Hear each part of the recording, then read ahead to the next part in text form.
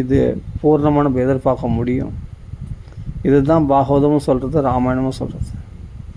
எனக்காக சேதுபந்தனம் கட்டி, எனக்காக தூதம் அனுப்பிச்சு, எனக்காக சிரமப்பட்டு இரத்தக்காய ரணக்காயப்பட்டு, எனக்காக என்னை மீட்டெடுப்பதற்காக அப்படி ஓடி வந்தார் பற்றியா. அந்த அன்பு யார் இடத்துல இருக்கும்? யார் இடத்துல இருக்கும்? ஜீவாத்மாவுக்கு உண்மையான அன்பு பரமாத்மாவை மட்டும்தான் கொடுக்க முடியும். உனக்கு முழுமையான, உன்னை நேசிக்கக்கூடிய, முழுமையாக உன்னுடைய பாதுகாப்பை, உனக்கு நலன் விரும்பியாக இருக்கக்கூடிய, உன் பாதுகாப்பை விரும்பக்கூடிய அப்படிப்பட்ட முழுமையான அன்பை ராமரால் மட்டும்தான் சீதைக்கு கொடுக்க முடியும். வேறு யாராலையும் கொடுக்க முடியாது. ஏன்னா இந்த சீதை அப்படி ராமருக்காக தன்னை துரத்தி விட்டாலும், தன்னை ஒதுக்கினாலும், ராமரை தவிர அந்நிய புருஷனை நான் நினைக்க மாட்டேன், ராமருக்கு தான் நான், ராமருக்காக நான் என்ன வேணாலும் செய்வேன் அப்படின்னு இருக்கிறா பாருங்க சீதை. அதுதான், அதாவது ராமர் எப்படி சீதையை தவிர ஏகபத்னி விரதனாக வேறு எந்த ஒரு வஸ்துவையும் பெருசாக, யாரையுமே பெருசாக மதிக்கலையோ, சீதையை மட்டுமே அந்த ஸ்தானத்தில், அந்த மனைவி ஸ்தானத்தில், காதலி ஸ்தானத்தில், அந்த அன்புக்குரியவளாக அவளை தவிர வேறு யாருக்கும் அந்த இடம் கிடையாது. அப்படி நேசிக்கிறவராக இருக்கணும். அப்போ அவருக்காக நான் என் உயிரையும் கொடுப்பேன் அப்படின்னு தான் பூமியில் மறைஞ்சது சீதம்மா. அப்போது மனசால் கூட அந்த அன்புன்றது எப்படின்னா உண்மையான அன்புன்னு சொல்லுவோம் இல்லையா, அதுதான். அந்த உண்மையான அன்புக்கு அழிவே கிடையாது. அது உலகத்தில் யாரிடத்துலையும், நான் ஒன்றா அடித்து சொல்கிறேன், எத்தனையோ இருக்கலாம், ஆனால் இந்த உலகத்தில் அது யாரிடத்துலையும் முழுமையாக அதை அனுபவிக்க முடியாது. நான் எப்படி சொல்கிறேன்னா புரிஞ்சுக்கணும். அதாவது நிரந்தரமாக இருக்காதுன்னு சொல்ல வரேன். முழுமையான நிரந்தரமாக இருக்காது.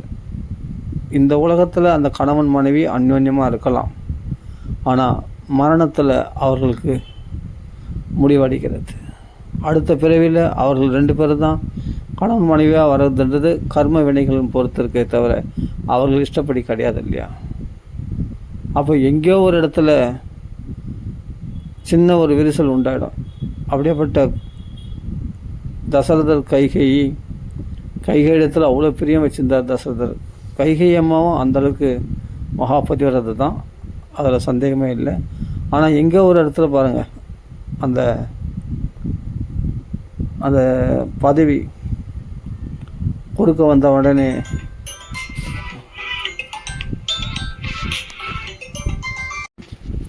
இப்படி இருக்கும்போது நாம் அன்பு தான் முக்கியம் இல்லையா. அதுதான் ராதை சீதை இடத்துல நம்ம பார்க்குறோம். அந்த அன்பு கிடைக்கக்கூடிய இடம் பகவானிடத்தில் தவிர வேறு எங்கே நம்மளுக்கு உண்மையாக கிடைக்கும் சொல்ல பார்க்கலாம். பகவானிடத்தில் தான் நம்மளுக்கு உண்மையாக கிடைக்கும். அதை தான் நம்ம பக்தி பண்ணுறோம். ஆனால் நாம் சொல்லிக்கிறதுக்கு, நம்ம அழறதுக்கு, நம்ம சிரிக்கிறதுக்கு, நம்மளுடைய எல்லா இன்ப துன்பங்களையும் ஷேர் பண்ணிக்கிறதுக்கு நம்ம கண்டிப்பாக உலகத்தில் நாம் ஒரு துணையை தேடுகின்றோம் இல்லையா. ஆனால் இது உண்மையான துணை ஆகாது. எங்கேயோ ஒரு இடத்துல நம்ம சொல்லியிருக்கோம். அதாவது என்னென்னா, கைகை இடத்துல என்னென்னா தசரதர் அப்படி ஒரு பிரேமையை காண்பிச்சார். ஆனால் ஒரு இடத்துல விரிசல் வந்துடுச்சு பாருங்கள். கௌசல்யம்மா கூட ஒரு சமயத்தில் ஒரு வார்த்தை பேசிட்டா, உடனே தசரதர் மனம் வருந்தி கை கூப்பும்போது, அந்த கை கூப்புறதுல நீங்கள் கை கூப்பாதீங்க, சோகம் நாசையது, அதாவது என்னென்னா ராமர் மேலே உள்ள சோகத்தினால் நான் அப்படி பேசிட்டேன் அப்படின்னு கௌசல்யம்மாவும் ஒரு வார்த்தையில் சொல்லிடுறான். கௌசல்யம்மாவும் ஒரு விஷயத்தில் பார்த்தா தசரதர் என் மேலே அன்பு காட்டல அப்படின்னு சொல்கிறான் ஒரு இடத்துல. ஏன்னா கைகை இடத்துல தான் அதிகமாக பாசம் காட்டுற அப்படின்னு ராமர் இடத்துல சொல்கிறா ஸ்பஷ்டமாக, ராமாயணத்தில் வருது.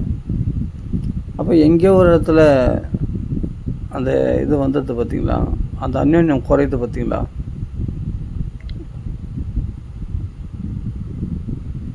தசரத சக்கரவர்த்திக்கே அப்படின்னா, கௌசல்யா மகனா அப்படின்னா, அப்போ நாமெல்லாம் யோசித்து பார்க்கணும்.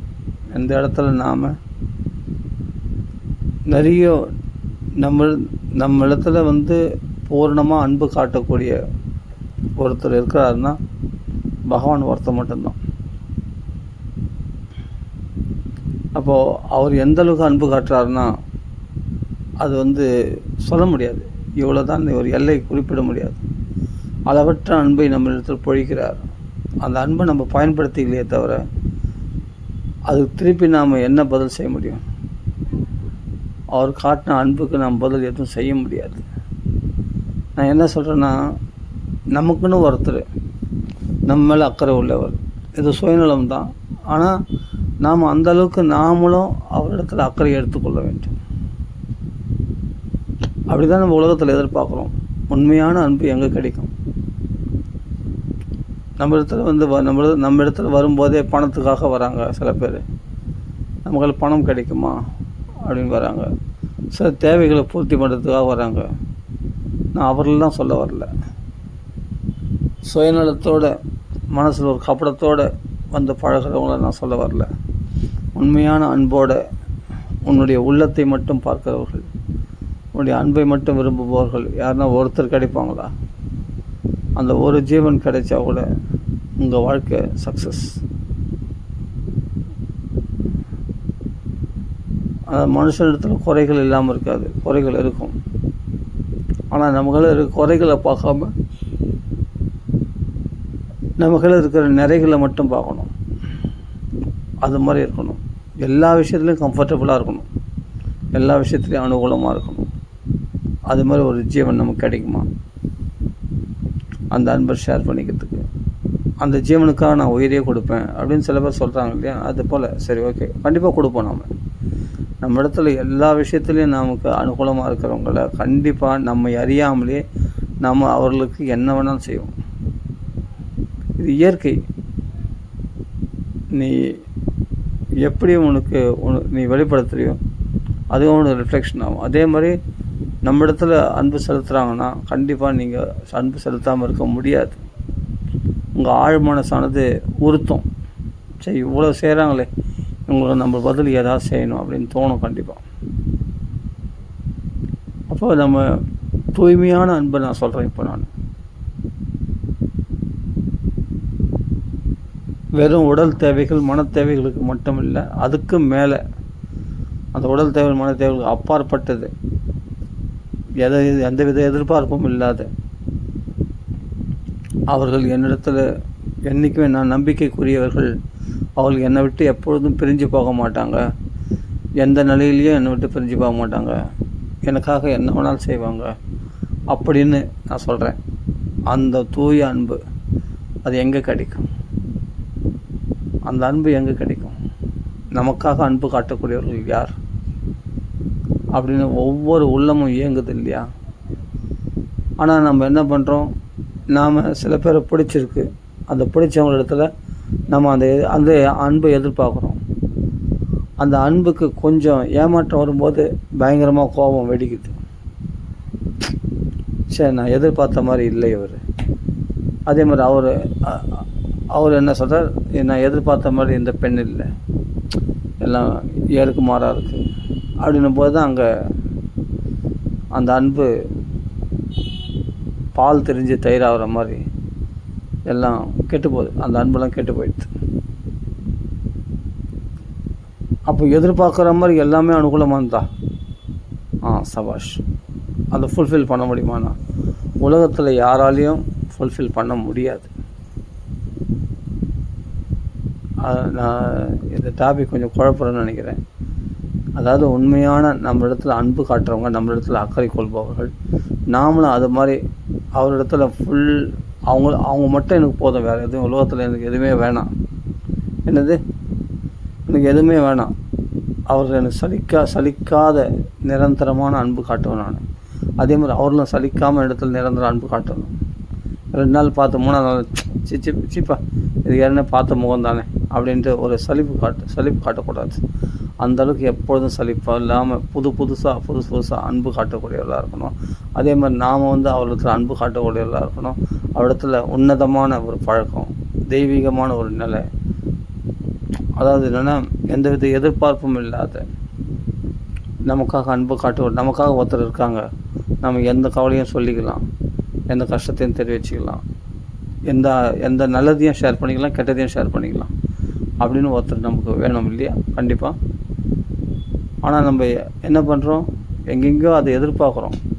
ஆனால் அந்த தேடுதலில் அவங்களுக்கு தோல்வி தான் மிஞ்சுதே தவிர அது கிடைக்க மாட்டேங்குது.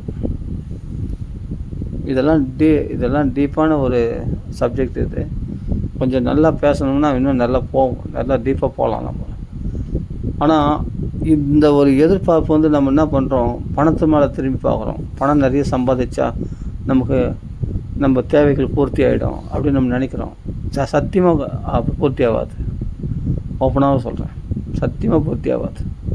பணத்தினால நீ எதிர்பார்க்குற அந்த உண்மையான அந்த ஆழ்ந்த நிலை, அந்த ஃபுல் சாட்டிஸ்ஃபேக்ஷன் அப்படின்றது பணத்தினால பூர்த்தி ஆகாது. இல்லை சொத்து சுகம் சேர்க்கறதுனால பூர்த்தி ஆகிடும்.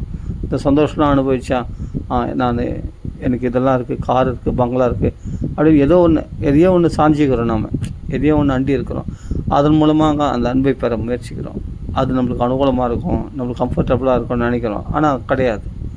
அதுவும் ஒரு இடத்துல நமக்கு மனசு வேதனைப்படுத்துது. பல சிக்கல்களுக்கு நடுவில் தான் நாம் இப்போ காரணம் அதுக்கு பெட்ரோல் போடணும், இது பண்ணணும், அதுக்கு சர்வீஸ் பண்ணணும், எல்லாம் பண்ணி அந்த சிக்கலுக்கு நடுவில் தான் அது நம்மளுக்கு உதவி செய்யுது.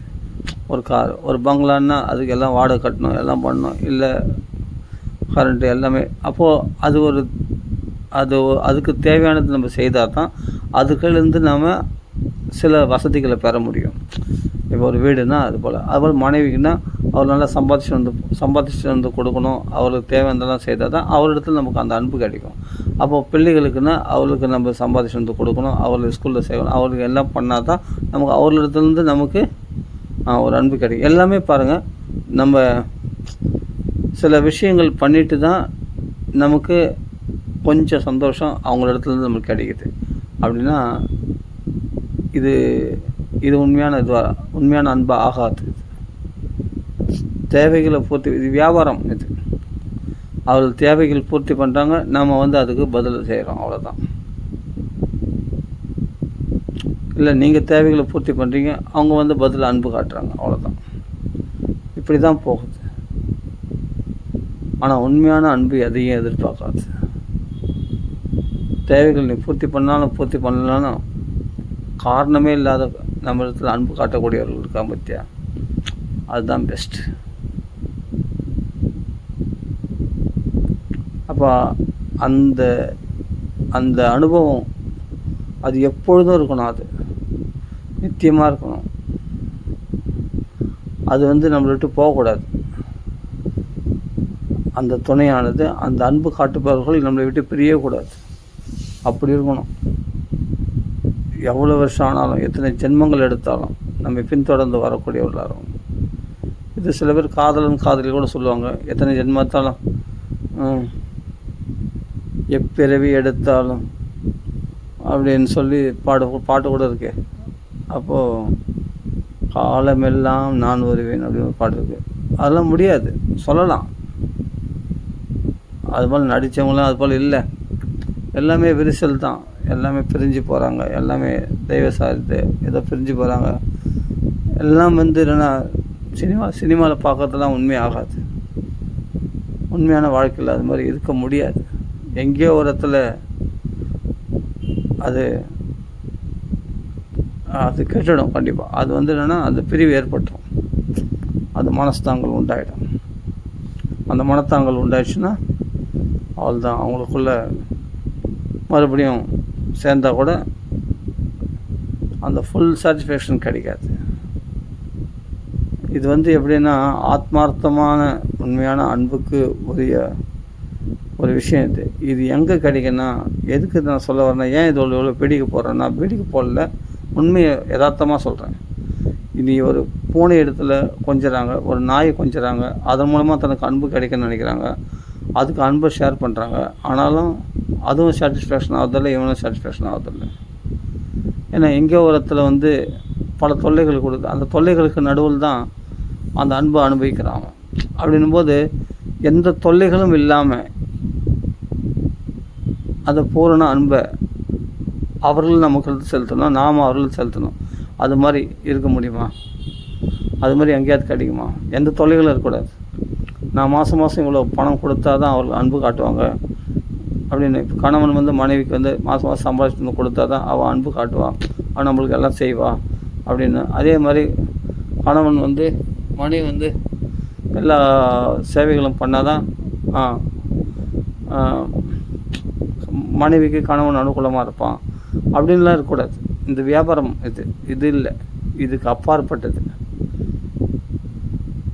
நமக்கு எது பண்ணாலும் நான் ஒரு இடத்துல அன்பு அன்பு செலுத்தவே செய்வேன் அப்படின்னு இருக்கணும். அது கணவனாக இருந்தாலும் சரி, மனைவியாக இருந்தாலும் சரி. அவர் எனக்கு சம்பாஷம் கொடுக்கட்டும், கொடுக்காட்டி போட்டோம், அவர் இடத்துல இருந்த அன்பு என்னை விட்டு எனக்கு ஒரு நிமிஷமும் போகவே போகாது. அவர் என்றைக்கும் என்னை நேசிக்கத்தக்கவர் தான். அப்படின்னா எங்கே பார்க்கலாம்னா அது சீதாராமர் இடத்துல தான் பார்க்கலாம். நீ இத்தனை நாள் ராவண வீட்டில் இருந்தே அப்படின்னு நான் சொன்ன பிறகு கூட அக்னிபிரவேசம் பானாலே தவிர, ஆனால் அவளுக்கு நிரூபித்து காட்டினாலே தவிர, தன்னுடைய கற்பிணி மகிமை நிரூபித்து காட்டினாலே தவிர ராமரை வெறுத்தல்ல. அடுத்த நிமிஷம் என்ன பண்ணால் ராமர் இடத்துலையே போய் பட்டாபிஷேகம் பண்ணி ராமர் இடத்துலையே குழந்தைய பெற்றுக்கினான் லவகுசரில். அது வாழ்ந்தா அந்த அம்மா. அது மாதிரி இன்றைக்கி எத்தனை பேர் இருக்க முடியும்? அதான் நான் என்ன சொல்கிறேன்னா, அந்த அன்பு வந்து பாதிக்கப்படாது. ஏன்னா அவர் என்னை சோதித்தாலும், அவர் என்னை நான் உன்னை ஏற்றுக்க மாட்டேன் அப்படின்னு ராமர் சொன்னாலும், ஆனால் அந்த ராமர் தான் வேணும்னு இருக்கா பற்றியா? அது மாதிரி இருக்கணும் அந்த அன்பு. அதே சமயத்தில் தீனோவா ராஜ்யஹீனோவா மேபர்த்தா சமயகுரு அப்படின்னு சொன்னால் பரிசீதை. அதில் ராஜ்யத்தில் இருந்தாலும் காட்டில் இருந்தாலும் அவரை விட்டு நான் பிரிய மாட்டேன்.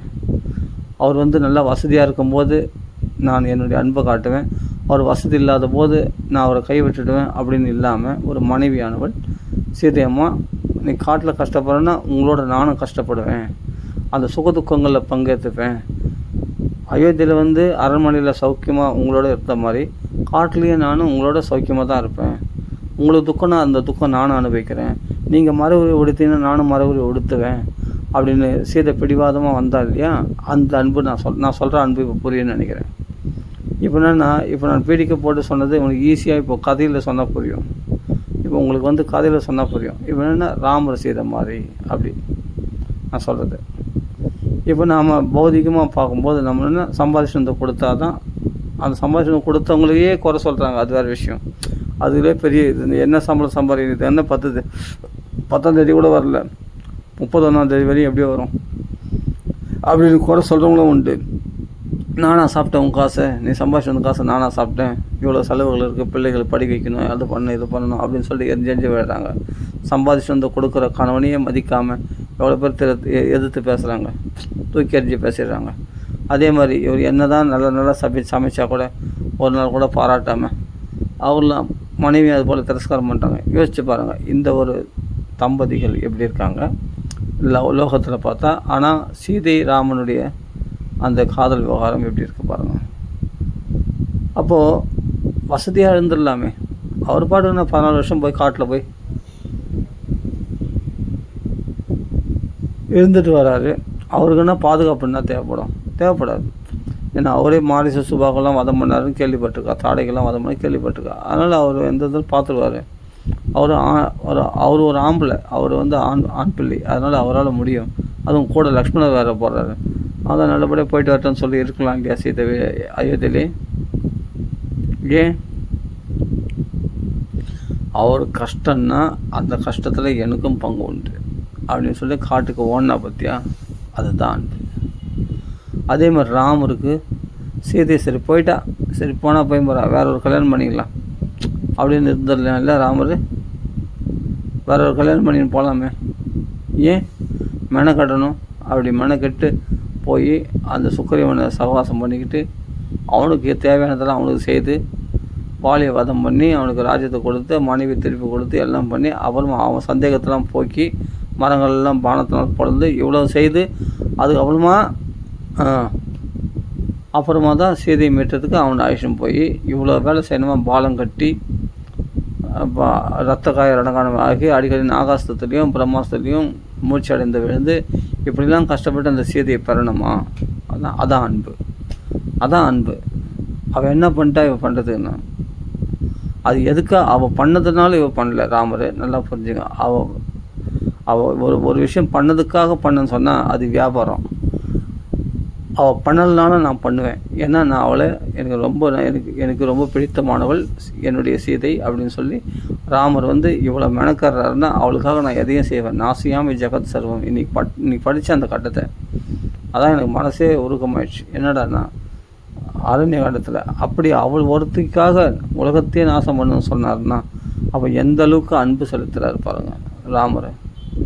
இந்த அன்பை நீங்கள் எங்கேயுமே எதிர்பார்க்க முடியாது. கணவன் மனைவி இடத்துலலாம் கூட எதிர்பார்க்க முடியாது. பிள்ளைகளிடத்தில் எதிர்பார்க்க முடியாது. அப்பா அம்மா இடத்துல கூட எங்கேயோ ஒரு இடத்துல அவர்கள் அந்த சுபாவத்தை வெளிப்படுத்திடுவாங்க. அந்த சுயநலமானது வெளிப்படும் போது அப்போ நம்ம அந்த அன்பு கெட்டு போயிடும். இது உலகத்தில் எங்கேயுமே பார்க்க முடியாது. இந்த ராமாயணத்தில் தான் பார்க்கலாம், ராதை கிருஷ்ண இடத்துல தான் பார்க்கலாம், சீதாராமன் இடத்துல தான் பார்க்கலாம். இந்த ராமாயணத்தில் ஸ்பஷ்டமாக அது வெளிப்படும். இதில் எந்த எதிர்பார்ப்பு இருக்குன்னு சொல்லும் பார்க்கலாம். ராமர் இடத்துல என்ன எதிர்பார்ப்புக்காக சீதையை இவ்வளோ கஷ்டப்படணும்? அவர் நாகாசத்தில் உட்படணும், பிரம்மாஸ்திரத்தில் உட்படணும். எதுக்கு இவ்வளோ கஷ்டப்படணும்? அவ்வளோதும் எதுக்காகனா சீதைக்காக. அதை சொல்லே வராரு. புஷ்பமானத்தில் வரும்போது சொல்லே வராரு, உனக்காக தான் இந்த ராவண கும்பகர்ணர்லாம் வதம் பண்ணேன் நான் அப்படின்னு சொல்கிறாரு. இந்த இடத்துலாம் லக்ஷ்மணன் வதம் பண்ணது உனக்காக தான், உன்னை மீட்டத்துக்காக தான். அப்படின்னா இதுக்கு என்ன இவ என்ன பண்ணால் சரி, அப்படியே ஏதோ பண்ணியிருந்தா கூட அது பண்ணதுக்காக பண்ணார ராமர்னா கிடையாது. அபாரமான கருணையினால் பண்ணார். தனக்கு கெட்ட பேர் வரும் அப்படின்னா கூட அங்கேயும் பேர் பண்ண வச்சா கெட்ட பேர் வரும், சந்தேகப்பட்டார் அப்படின்ற எண்ணம் வந்தால் கூட, ஆனால் அதுக்கு மேலே அவருடைய புகழை உச்சி கொண்டு வரணும் அப்படின்றதுனால தனக்கு கெட்ட பேர் வந்தாலும் பரவாயில்ல, அவள் பேரை உயர்த்தணும் அப்படின்னு ஒரு அவ்வியாஜ கருணை, அவ்வியாஜ கிருபை, அவ்வியாஜ அன்பு செலுத்துகிறா பார்த்தீங்களா? இதான் எந்த ஒரு காரணம் இல்லாமல். இந்த அன்பு யாரால் கொடுக்க முடியும்? அது மாதிரி இன்றைக்கி நமக்கு அது மாதிரி ஒரு ஜீவன் நமக்கு கிடைச்சா அவங்களுக்காக நம்ம என்ன வேணாலும் தியாகம் பண்ணுவோம் இல்லையா? இந்த அன்பு நம்ம வேறு எங்கேயும் பெற முடியாது. ராமாயணத்தில் தான் பார்க்கலாம். அதெல்லாம் லக்ஷ்மணன் லொங்குன்னு ராமருக்காக ஓடி வந்தார். இது சிருங்கார பாவம் சீதை ராமருக்கு மட்டும் கிடையாது. நீங்கள் நல்லா யோசித்து பாருங்கள். எல்லா பக்தர்களும் அப்படி தான் இருக்கிறாங்க. லக்ஷ்மணருக்கு என்ன ஆக வேண்டியது இருக்குது? ராமருக்கு கைங்கறி பண்ணால் ஏதாவது பாதி ராஜ்யத்தை கொடுக்க போகிறாரா? அப்படியே கொடுத்தாலும் அவர் விரும்புவாரா? அது இல்லை கருணை. ராமன்னா கஷ்டம் வந்தால் தனக்கு கஷ்டம் மாதிரி அப்படி கஷ்டப்பட்டார் இல்லையா? இது பரதனத்துலேயும் பார்க்குறோம், சத்ருகுணத்துலையும் பார்க்குறோம். உன்னை பிரிஞ்சு என்னால் இருக்க முடியாதுன்னு சொல்கிறாங்க பற்றியா? அதான். அப்போ அந்த ராஜ்யம் பெருசாக தோணல. அந்த ராஜ்யத்தை தூக்கி போட்டு வந்துட்டார் பரதர். ராமர் தான் கதின்னு வந்துட்டார். ராமண்ணாவுக்கு தான் ராஜ்யம். நான் ராமண்ணாவுடைய சேவகன். ஏன்? அது என்னென்னா அதான் அன்பு. அந்த அன்புக்கு என்னென்னா எதையும் எதிர்பார்க்காது. அவருக்கு ஏதாவது துக்கம்னா உடனே ஓடி வருவான். எதனாலன்னு தெரியாது. தன்னை தண்டிப்பார், தன்னை திட்டுவார், தன்னை அடிக்கலாம், திட்டலாம். ஆனால் அதெல்லாம் கூட பொருட்படுத்தாமல் அதுக்கு மேலே நான் அன்பு காட்டுவேன் பகவானிடத்தில். அதே மாதிரி பகவான் அன்பு காட்டுவார். இது என்ன விஷயம்னே புரியல. ஆனால் அப்படி ஒருத்தர் நமக்குள்ள அன்பு காட்டுறாங்கன்னா நீ என்ன தான் திரஸ்காரம் பண்ணாலும் ஜென்ம ஜென்மமாக நமக்கு இந்த ஜீவாத்மா கூட பரமாத்மா கூடவே வராது பாருங்க, சாட்சி மாத்திரமா. அவனிடத்துல தான் இந்த அன்பை நீங்கள் எதிர்பார்க்க முடியும். அப்போ நாம் எதிர்பார்க்குற இடம்லாம் என்னென்னா கண்டிப்பாக தவறான இடம் தான். என் மனைவிடத்தில் எதிர்பார்க்குறதா, என் கணவனிடத்தில் எதிர்பார்க்குறதா? ஆமாம், எங்கேயோ ஒரு இடத்துல விரிசல் விடும். அங்கே போயிடுச்சு. எங்கேயோ ஒரு இடத்துல பிரிவு ஏற்படும். அப்போது முழுமையான சாட்டிஸ்ஃபேக்ஷன், முழுமையான அன்பை எங்கேயுமே நீங்கள் சுவைக்க முடியாது. நான் சொல்கிறது பூர்ணமான உடலுக்கு மனசுக்கும் அப்பாற்பட்ட அந்த அன்பை சொல்கிறேன். ஆத்மார்த்தமான அன்பை நான் சொல்கிறேன். அது நீங்கள் எங்கேயுமே நீங்கள் சுவைக்க முடியாது இந்த உலகத்தில்.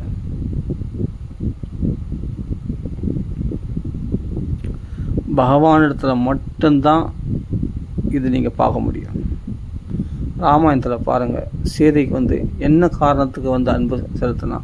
காரணமே இல்லை. அதான் அன்புன்னு பேர். காரணத்தோடு பண்ணால் அது வியாபாரம்னு பேர். காரணம் இல்லாமல் செலுத்துறது தான் அன்புன்னு பேர். பிரகலாதன் பகவானிடத்தில் என்ன எதிர்பார்த்துன்னு பக்தி பண்ணால் வரம் கொடுப்பாருன்னா இல்லை, அது வணிக்கு அப்படின்றார், வியாபாரம்ன்றார். அவ்வியாஜ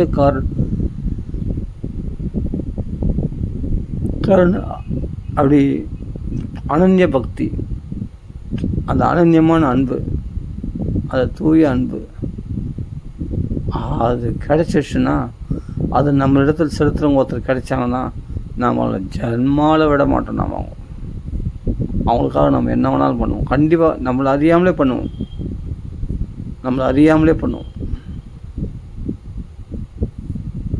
அது மாதிரி நாம் உலகத்தில் நாம் அண்ணன் தம்பிகள்லேருந்து எதிர்பார்க்குறோம், அப்பா அம்மாக்கள்லேருந்து எதிர்பார்க்குறோம், மனைவி கணவனிடத்துலேருந்து எதிர்பார்க்குறோம், பிள்ளைகளிடத்துலேருந்து எதிர்பார்க்குறோம், மாமா மச்சானிடத்துலேருந்து எல்லா இடத்துலையும் இந்த ஒரு விஷயத்தை தற்காலிகம் என்பது தற்காலிகமாக இருந்தால் கூட ஆனால் அது நிரந்தரமாக்கி கொள்ள முயற்சி செய்கிறோம். ஒவ்வொரு இடத்துலையும் அது மனைவி இடத்துலையோ மனைவி கணவனிடத்துலையோ அந்த அன்பை நிரந்தரமாக்கி கொள்ள போராடுகின்றோம். ஆனால் நிரந்தரமாக இருக்கிறது இல்லை. இது எல்லார் வாழ்க்கையிலும் நடக்குது. இதை மறுக்கவே முடியாது. அவங்க மனசாட்சியை தொட்டு பார்த்தோம்னா தெரியும். நான் சொல்கிறது பொய் இல்லைன்னு நல்லா விளங்கும் கண்டிப்பாக. அப்போ ராமாயணத்தில் பார்த்தா அதுதான், அந்த இடத்துல தான் நீ பார்க்க முடியும். அப்போது உண்மையான அன்பு சீதையும் காட்டுறா. சீதை இடத்துல உண்மையான அன்பு ராமரும் காட்டுறார், பரதனும் காட்டுறான், பரதனத்தில் ராமரும் காட்டுறார், லக்ஷ்மணரும் காட்டுறார், லக்ஷ்மணத்தில் ராமரும் காட்டுறார். அப்போ தன் உயிரை கூட பணைய வைக்கிறார் லக்ஷ்மணர். யாருன்னா ராமருக்காக. அப்படி சண்டை போடுறாரு. ஏன்? அவருடைய மனைவி தான் ஊர்மையிலே சந்தோஷமாக இருக்காளே, அவருக்கு தான் மனைவி இருக்கு. ராமருடைய மனைவி மீட்டதுக்கு அவர் கஷ்டப்பட்டோம், நான் ஏன் கஷ்டப்படணும் அப்படின்னு இருக்கலாம் இல்லையா? லக்ஷ்மணர் அப்படி இருக்க மாட்டார். அவருடைய சந்தோஷம் தான் என்னுடைய சந்தோஷம் அப்படின்னு லக்ஷ்மணர் இருந்தார் இல்லையா? அதான் பக்தி, அதான் உண்மையான அன்பன் பேர். இது நீங்கள் எங்கேயுமே எதிர்பார்க்க முடியாது. ஆனால் ராமாயணத்தில் ஸ்பஷ்டமாக இருக்கும். அப்போது நஷ்டம் கூட உண்டாகும். அந்த அன்பு காட்டுறதுனால நமக்கு நஷ்டம் கூட உண்டாகும். ஆனால் அந்த நஷ்டத்தை பொருட்படுத்தாமல் அதுக்கு மேலே நான் அவங்களிடத்தில் அன்பு காட்டுவேன். அந்த எல்லை மீறி எதுக்காகண்ணா அவங்க திருப்பி நமக்குள்ள அன்பு காட்டுவாங்க அப்படின்றதுக்காகவா? அது கிடையாது. அவங்க ராமர் எங்களை அன்பு காட்டுவதுக்காக நான் பண்ணலை. நான் அன்பு காட்டுறதுன்றது என்னுடைய கடமை. என்னால் அன்பு காட்டாமல் இருக்க முடியாது அவரிடத்துல. அவருக்காக நான் என்ன வேணாலும் தியாகம் பண்ணுவேன் அப்படின்றது மட்டும்தான். நல்லா புரிஞ்சுங்க. இது சூப்பர் டாபிக். இப்போ இதை நான் யோசித்து பார்த்தேன். என்னடா இது எப்படின்னா, ஏதாவது எதிர்பார்த்துன்னு பண்ணியிருந்தா அது அங்கே அன்பு இல்லை, அது வியாபாரம். எதிர்பார்க்காம பண்ணுறது பற்றியா, அதான் உண்மையான அன்புன்னு பேர். அன்புக்கு உண்டோ அடைக்கும் தாள். அதை எதையும் அடைக்க முடியாது. அவங்க நம்மளுக்கு திருப்பி வெறுப்பை வெளிப்படுத்தினா கூட, அந்த வெறுப்பு அவங்க வெளிப்படுத்தினா கூட அதுக்கு மேலே நான் அவங்க மேலே அன்பு செலுத்துவேன். இது முடியுமா? அப்படி ஒருத்தர் கிடைப்பாங்களா? அதைத்தான் நம்ம எதிர்பார்க்குறோம். ஆனால் நம்ம எதிர்பார்த்த மாதிரி உலகத்தில் எங்கேயுமே கிடைக்க மாட்டேன்றது. ஆனால் சாஸ்திரங்களில் ராமாயணத்தில் பார்த்தா ஸ்பஷ்டமாக தெரியுது. எனக்காக என்ன வேணாலும் பண்ணுவார் ராமர் அப்படின்னு நல்லா தெரியுது இல்லையா?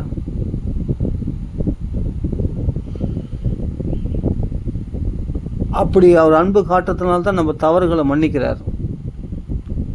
கதஞ்சித் உபகாரேன கிருதன் ஏகேன துஷ்யதி ந ஸ்மரதி அபகாரானும் சதமபி ஆத்மவத்தையா. அப்போது கதஞ்சித் உபகாரம் கிருதன் ஏகேன என்ன உபகாரம் உபகாரம் பண்ணால் தான் அப்போ பகவான் பண்ணுவாரா? கிடையாது. அந்த உபகாரம்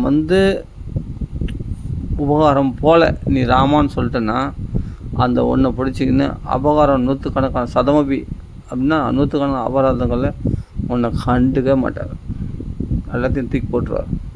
என்ன ஸ்மரதி, அதை நினைக்கவே மாட்டார். அப்போது துஷ்யதி, உன்னிடத்துல சந்தோஷம் அடைகிறார். அது ஒரு காரணம் தான், ஒரே ஒரு உபகாரன்றது சும்மா ஒரு ராமான்னு சொல்லிட்டுல, அது ஒரு உபகாரம். அது ரொம்ப கஷ்டம் இல்லை, ஈஸியாக இருந்து. என்னை கூப்பிட்டுட்டு நீ எங்களை அன்பெல்லாம் செலுத்துருவானா, ஆனால் நான் செலுத்துக்கிறேன் உன் மேலே அன்பை. நீ அன்பெல்லாம் செலுத்த, என்னை ராமான்னு கூப்பிட்டுட்டு போதும், நீ என்னை சாந்தம் ஆயிடு. அதாவது என்னென்னா, நான் அன்பு செலுத்துகிறேன் உன் மேலே முழுசாக, நீ பதிலுக்கு எதுவும் செய்வானா, ஆனால் நான் அன்பு செலுத்துறதை நீ தடை பண்ணாமல் ஏற்றுக்கோ, அதுக்கு தான் ராமான்னு கூப்பிடுன்னு அர்த்தம். அந்த கதஞ்சித்து உபகாரணி என்றுன்னா நீ அதுதான் ஸ்ரீ அண்ணா அழகாக சொல்லுவார். இப்போது தலைக்கு விளக்கெண்ணெய் சாப்பிட்டா பேதி ஆகும், ஆனால் அந்த விளக்கெண்ணெய் எதுக்காக கொடுக்குறேன்னா அந்த குழந்தையினுடைய நன்மைக்காக. அப்போது நானே சரிப்பா சக்கரை கொடுமா, நான் விளக்கெண்ணெய் சாப்பிட்றேன்னு அந்த குழந்தையே ஓகே சொல்லிச்சுன்னா அது பெரிய உபகாரம் ஒரு தாய்க்கு. ஆனால் தாய்க்கு லாபம் கிடையாது, அந்த குழந்தைக்கு தான் லாபம். ஆனால் அதுவே அந்த விளக்கெண்ணெய் சாப்பிட்றேன்னு சொன்னான். இப்போது எண்ணெய் தேய்ச்சி தலை குளிக்கணுன்னா அது உடம்பு உஷ்ணமாகிடுவேன், குழந்தைக்கு நன்மைக்காக தான் எண்ணெய் தேய்ச்சி தலை குளிக்கிறேன். அப்போ கண்ணேறிட்டு நான் தலை குளிக்க மாட்டேன் அப்படின்னு அழுது அந்த குழந்தை. ஆனால் ஒரு நாள் அதுவே எண்ணெய்லாம் எடுத்து சீக்கிரம் இது போல் தலை விடுமா, என்னை தலை குளிப்பாட்டுமா அப்படின்னு அந்த குழந்தைய நின்னா. அதுதான் பெரிய உபகாரம் ஒரு தாய்க்கு. அப்படின்னு அந்த குழந்தைக்கு நன்மையை தவிர அந்த தாய்க்கு நன்மை கிடையாது. அந்த தாய் செலுத்தக்கூடிய அன்பை அது தடை பண்ணாமல் இருக்கணும், அது பிடிவாதம் பிடிக்காமல் அது தலைக்கு குளிக்கணும், தலைக்கு ஊற்றிக்கணும் இல்லையா. அதுதான் பெரிய உபகாரம். அதுதான் இங்கே சொல்கிறார். ராமர் ராமான்னு என்னை கூப்பிட்டு என்னை அழைச்சிக்கிட்டுனா என்னை உங்களோட சேர்த்துக்கோ, நான் பண்ணுற கருணையே நீ ஏற்றுக்கோ, நீ பண்ண வேணாம், நான் பண்ணுறேன், உனக்கு கருணை காட்டுறேன், ஆனால் அதை நீ மறுக்காமல் இருந்தால் மட்டும் போதும். இது தாங்க விஷயம். இப்படி யார் பண்ணுறாங்களோ அவர்கள் தான் உண்மையான அன்பை சுவைக்க முடியும், மற்றவங்களால் சுவைக்க முடியாது. அப்போ அந்த கருணையை ராமர் தொடர்ந்து மக்களை காட்டுறதுக்கு தயாராக இருக்கார். உலகம் பொல்லாதுங்க, பல சிக்கல்களுக்கு நடுவில் தான் சின்ன சந்தோஷம் கிடைக்கும். அதிகமான பிரயாச அற்பமான சந்தோஷம், அதிகமான கஷ்டங்கள் அற்பமான இன்பம். இதுதான் உலகமே. ஆனால் பகவானிடத்தில் எப்படின்னா ஒரு பிரயாசம் இல்லை, ஆனால் அதிகமான இன்பம் மட்டும்தான் இருக்குது, ஆனந்தம் மட்டும்தான் பகவானத்தில் நிறைஞ்சிருக்கு. அதை புரிஞ்சுக்கணும். அதை புரிஞ்சுக்கிறதுக்கு நாம் என்ன பண்ணணும்? அதை புரிஞ்சுக்கிறதுக்கு நாம் என்ன பண்ணணும்? ராமாயணம் படிக்கணும். அதில் தான் அந்த அன்பை பார்க்க முடியும். சும்மா ஏதோ கதை நினச்சக்கூடாது, அதில் ஆழ்ந்த கருத்துக்கள் இருக்குது. அப்போ மரமே சீதை கண்டியா, மட்டையே சீதை கண்டியா அப்படின்னு அவர் புலம்புறதெல்லாம் சும்மா இல்லை, உண்மையாலுமே புலம்புறார் ராமர். ஏன்னா சீதை இடத்துல அவ்வளோ அன்பு, அந்த பிரேமை. அவள் எனக்கு எதுவும் செய்வேனா, ஆனால் நான் மட்டும் அவளுக்கு செய்யாமல் இருக்க மாட்டேன், அவளுக்கு அன்பு காட்டாமல் இருக்க மாட்டேன் அப்படின்னு ஒருத்தர் எல்லை தாண்டிய அன்பு. அதாவது அவர்கள் எந்த எதிர்பார்ப்பும் இல்லாத அப்படி ஒருத்தர் அன்பு நம்மளுக்கு காட்டுறாங்கன்னா அவர்களுக்காக நம்ம என்ன வேணாலும் செய்வோம் இல்லையா. அவருடைய எந்த ஒரு தகுதியும் எதிர்பார்க்காம அவர்கள் அவ்வியாஜமாக அப்படி எல்லையற்ற அன்பு காட்டுறாங்கன்னா அந்த அன்புக்கு தான் அழிவே கிடையாதுன்னு சொல்கிறாங்க. அந்த அன்புக்காக தான் எல்லாமே இயங்குகிறோம். ஆனால் அது நம்ம உலகத்தில் வேறு எங்கெங்கே எதிர்பார்க்குறோம், அது நம்மளுக்கு கிடைக்க மாட்டேங்குது. எல்லாத்துலேயுமே பல பிரச்சனைகளுக்கு நடுவில் தான் நம்மளுக்கு சின்ன அன்பு கிடைக்குது. ஆனால் பகவானிடத்தில் மட்டும் எந்த பிரச்சனையும் இல்லை. நீ ராமான்னு சொல்லிட்டேன்னா சிரமப்படவே வேணாம், இவ்வளோ சுலபமாக நினச்ச போது நாமா சொல்லு. ஆனால் நீ நாமா சொல்ல கட்டிப்போ. ஆனால் பகவான் ராமச்சந்திரமூர்த்தி உன் மேலே கிருபையாகவே இருக்கிறார், உன் மேலே கருணையே பொழிந்து கொண்டிருக்கிறார். அதனால்தான் நீ கொஞ்சமாவது சௌக்கியத்தை அனுபவிக்க முடியுது. உண்மையிலே உனக்கு மேலே கிருபை பண்ணிட்டு தான் இருக்கார். எல்லாமே பகவானுடைய கிருபை தான். நம்மளுக்கு பிரதிகூலமாக இருந்தாலும் சரி, அனுகூலமாக இருந்தாலும் சரி, நம்மளுக்கு கருணையினால் தான் அதெல்லாம் நடக்கிறது அப்படின்னு தெரிஞ்சுக்கிட்டோன்னா பகவானுடைய அன்பை நீங்கள் சுவைக்க முடியும். நாம் அனுகூலமாக இருக்கும்போது மட்டும் பகவானுடைய கிருபைன்னு நினைக்கிறதோ, பிரதிகூலமாக இருக்கும்போது இது பகவான் நம்மளால் கோபிச்சுக்கிறான் அப்படின்னு நினைக்கிறதோ தப்பு. பிரதிகூலமாக இருக்கிறதும் நமக்கு ஒரு விதத்தில் அனுகூலம் தான். அது நம்ம நன்மைக்காக தான் இருக்கும். பகவான் அதனால தான் நம்மளுக்கு பண்ணுறான். அதை நம்ம புரிஞ்சிக்கக்கூடிய அந்த பக்குவம் இருக்கணும்.